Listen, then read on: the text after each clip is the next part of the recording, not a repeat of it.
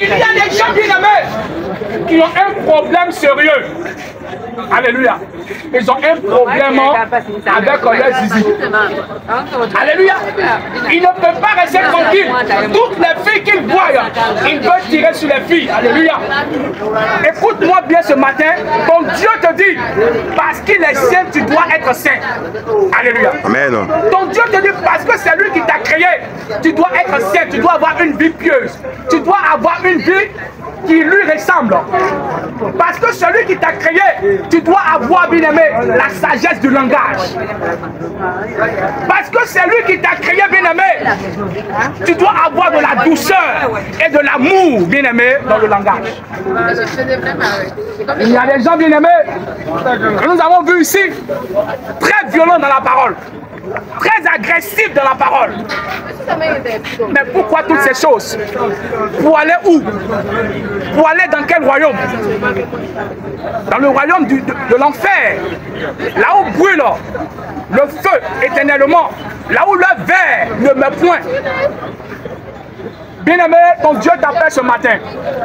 Son nom c'est Jésus-Christ de Nazareth. Il dit, venez à moi, vous tous qui êtes fatigués et chargés, et je vous donnerai du repos. Frère, si la vie que tu mènes, tu n'es pas fatigué de cette vie, il faut continuer. Si cette vie d'errance, où tu ne fais que tourner à rond, si cette vie-là te plaît, continue là-dedans.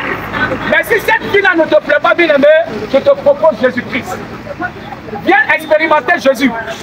S'il n'est pas prêt, tu le déposes et puis tu continues. Mais s'il est prêt, si tu as goûté Jésus et que tu as vu qu'il est bon, attache-toi à lui. Frère, nous qui prêchons l'évangile, moi particulièrement, moi j'ai goûté Jésus. Et j'ai vu qu'il est bon. Et je me suis attaché à lui. Et dans mes faiblesses, bien aimés, comme dans les défis auxquels tout homme est confronté, Jésus me donne du secours. Jésus me donne du soutien. Et son nom soit glorifié ce matin. Que le nom de notre Seigneur Jésus soit glorifié ce matin. Frère, ne cherche pas à te conformer au siècle présent. Ne cherche pas à te conformer, bien aimé, à ce monde présent. Parce que ce monde-là passera. Les convoitises de ce monde, les plaisirs de ce monde passeront. Mais il y a une chose qui ne passe jamais. Alléluia, la parole de Dieu. Et quand tu es connecté à cette parole, toi aussi tu ne passes pas. Amen.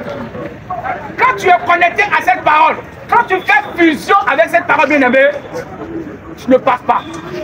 Tu deviens un petit Dieu qui vit l'éternité. Alléluia. Et c'est la promesse de Dieu. Dieu veut te donner la vie éternelle. Les gens appellent ça l'immortalité. Les gens ont plusieurs noms qui donnent à la vie éternelle. L'immortalité. Il y a d'autres mots encore qui continuent. Mais bien aimé, je te passe sur le langage de la Bible. La vie éternelle, c'est un don de Dieu. Et comment on reçoit la vie éternelle? Par l'acceptation de Jésus-Christ. Un homme qui donne sa vie à Jésus-Christ, il reçoit la vie éternelle. Et ça commence, bien aimé, par la réception du Saint-Esprit. Ça commence, bien aimé, par la réception du Saint-Esprit. Quand tu acceptes Jésus-Christ, Dieu te donne le Saint-Esprit. Et c'est le Saint-Esprit en toi qui commence déjà à vivre la vie éternelle sur la terre. Avant que, bien aimé, après la mort, ceux qui vont ressusciter partent maintenant après la mort. Alléluia. Mais bien aimé, sur la terre, tous ceux qui ont accepté Jésus-Christ et qui sont fidèles à sa parole reçoivent un esprit qu'on appelle le Saint-Esprit, le Paraclet. Et bien aimé, tu dois chercher à avoir cet esprit. Parce que la Bible dit que le monde ne connaît pas cet esprit-là. Le monde ne connaît pas le Saint-Esprit. Parce que dans ce monde, il y a un autre esprit que nous appelons l'esprit du monde qui règne. Voilà, c'est cet esprit-là que le monde connaît, l'esprit du monde. Mais le monde ne connaît pas l'esprit de Dieu, le Saint-Esprit.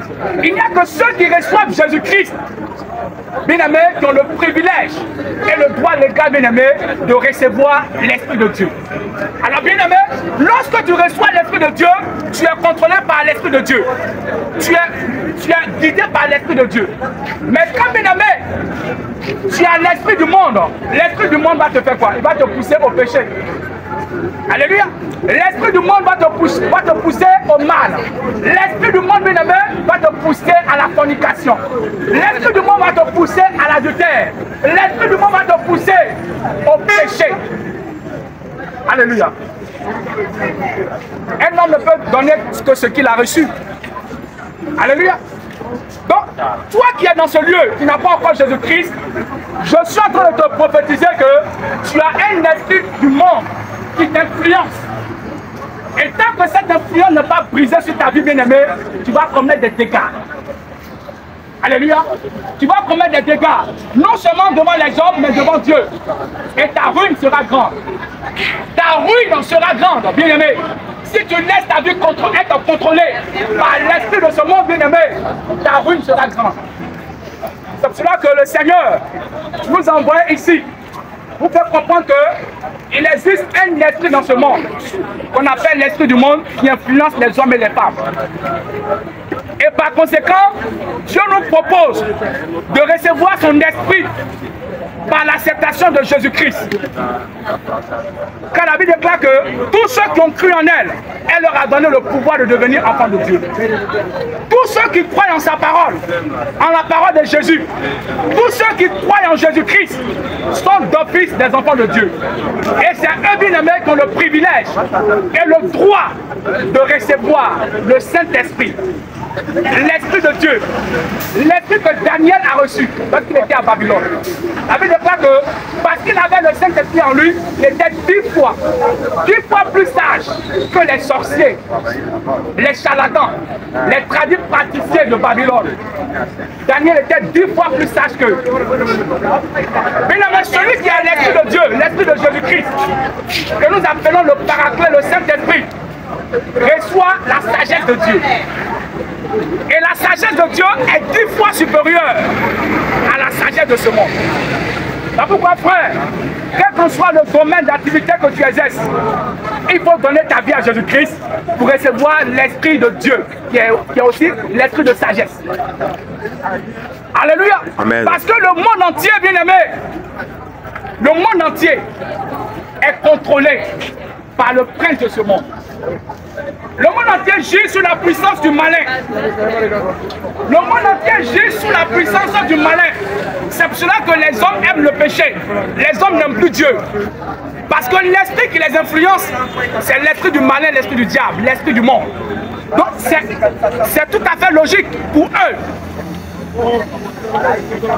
de faire le mal, de pratiquer le mal, de faire tout ce qui est abominable. Mais bien aimé, ils rendront compte à Dieu. Ils rendront compte à Dieu. La Bible déclare que nous rendrons compte à Dieu. Tu vas rendre compte à Dieu de toutes tes actions. Tu vas rendre compte à Dieu, bien aimé, de toutes tes iniquités. Tu vas rendre compte à Dieu, bien aimé, du chemin que tu as choisi.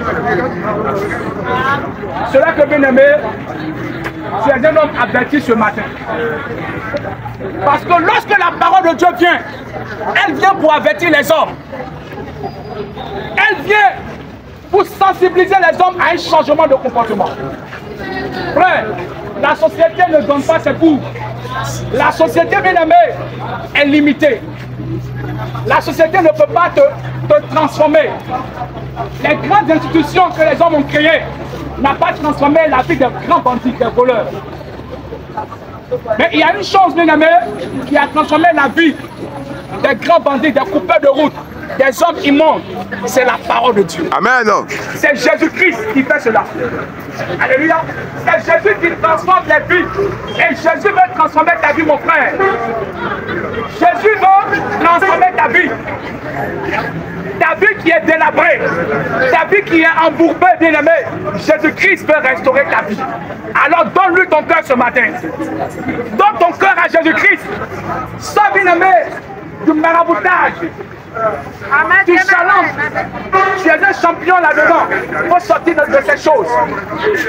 Tu aimes lancer courir. Il faut quitter dans ces choses. Parce que Dieu a horreur de ces choses. Dieu a horreur de ces choses, bien-aimé. Donne ta vie à Jésus-Christ pour le salut de ton âme. Donne ta vie à Jésus-Christ pour que Jésus-Christ puisse te conduire parce qu'il est le chemin, la vérité et la vie. Frère, quand tu vas donner ta vie à Jésus-Christ, tous les mensonges qui t'ont été prêchés, Jésus-Christ mettra la lumière sur tous les mensonges que tu avais consommés. C'est dans cela qu'il est la vérité que le monde a régné. Jésus-Christ est la vérité que le monde ne veut pas que vous découvrez. Car le jour où tu vas connaître la vérité, tu seras affranchi. Le jour où tu vas connaître la vérité, tu seras affranchi. Parce que la vérité affranchit. La vérité libère. Des dogmes, des endoctrinements. La vérité libère l'homme. Frère, cherchez la vérité. Cherchez la vérité. Faites des investigations. Dans la prière, demandez à Dieu de vous montrer la vérité. Demandez à Dieu de vous dire la vérité. Il y avait un homme dans la Bible dont le nom est Corneille. Corneille était un grand religieux. Il aimait Dieu. Il faisait de l'aumône. Il aimait l'homme. Il avait pitié de l'homme. Mais Corneille n'était pas sauvé. Alléluia. Amen. Il a fallu que Dieu se révèle pour dire, va à Jopé. Il y a un homme dont le nom est Pierre. Il va t'enseigner, il va te montrer le chemin. Et quand Pierre vient, Pierre commence à prêcher Jésus à Corneille. Pierre commence à prêcher Jésus à Corneille pour dire que ce Jésus que les Juifs ont crucifié en complicité avec les Romains, c'est ce Jésus-là qui est mort et qui a apporté la vie et le salut. Et si tout homme croit en lui, il est sauvé. Et Pierre a prêché à Corneille. Il a prêché Jésus. Pierre n'a pas prêché l'eau potable que la CIE va venir et mettre du courant. Pierre n'a pas prêché que la Sodécie va venir distribuer de l'eau. Non, il a prêché Jésus.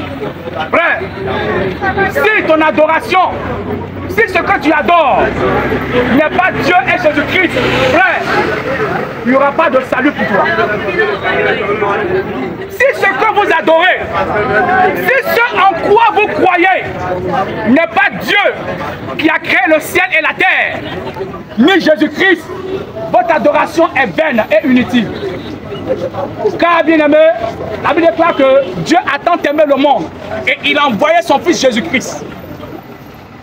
Dieu a tant aimé le monde et il a envoyé son fils Jésus-Christ pour mourir à notre place, afin que quiconque croit en lui ne périsse point, mais qu'il ait la vie éternelle.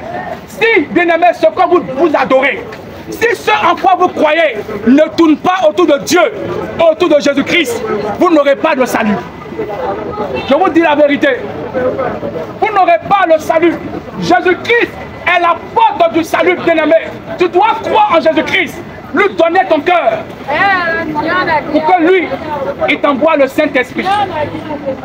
Frère, que Dieu vous bénisse. Amen. Je vais arrêter ma prédication là, parce que je vous ai beaucoup donné. Je vous ai beaucoup donné. Et contentez-vous de cela. Que Dieu vous bénisse. Bonne journée à vous. Que la grâce de Dieu souffle vers vous. Que Dieu se révèle à tous ceux qui ne croient pas en mon message. Que Dieu te montre en songe. Que Dieu te dit la vérité en songe. Parce que quand Dieu ne parle pas aux hommes, les hommes ne croient pas. Que mon Dieu, celui en qui j'ai cru et qui m'a dit de venir prêcher, que lui, il se révèle à toi dans tes rêves et dans tes songes pour te montrer la vérité. Que Dieu vous bénisse. Amen.